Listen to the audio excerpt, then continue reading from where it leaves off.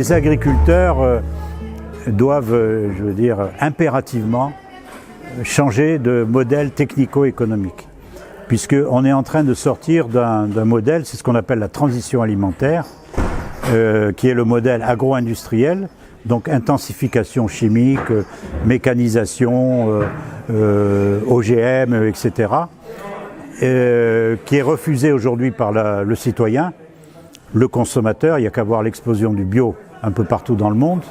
Alors ceci, ça signifie que ce modèle n'est plus accepté par la société. Et en conséquence, les agriculteurs de demain ne seront pas les agriculteurs agro-industriels, ni les agriculteurs de grand-papa, avec le système de polyculture-élevage du Massif central. Ce ne sera pas du tout ça. C'est ce que j'appelle l'agriculture post-moderne. Alors qu'est-ce que c'est que l'agriculture post-moderne? C'est l'agroécologie. L'agroécologie, ça veut dire que je combine les productions végétales entre elles, c'est-à-dire qu'au lieu de faire blé sur blé, on va faire du blé associé à une légumineuse et on va associer l'agriculture à l'élevage pour des questions de fumure organique, etc. et aussi à la forêt. L'agroécologie, c'est la combinaison des trois composantes, le végétal, l'animal et la forêt. C'est extrêmement important. Alors évidemment, ce n'est pas chaque exploitation agricole qui va pouvoir faire ça.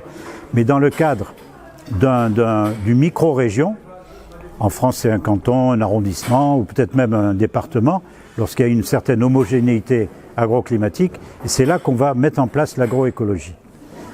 Et alors ça va être couplé avec une autre révolution, c'est le numérique.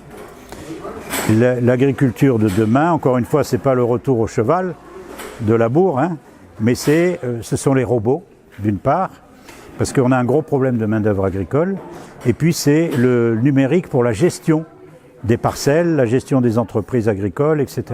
Donc la combinaison des deux fait que ce métier, considéré comme ringard aujourd'hui, va devenir un métier fabuleusement moderne dans l'avenir. Et d'ailleurs, il y a beaucoup de néo-ruraux et de diplômés de l'enseignement supérieur, y compris des écoles de commerce, qui s'installent dans l'agriculture ou la restauration. Enfin, donc il y a un attrait du système alimentaire pour ces nouveaux entrepreneurs et c'est formidable.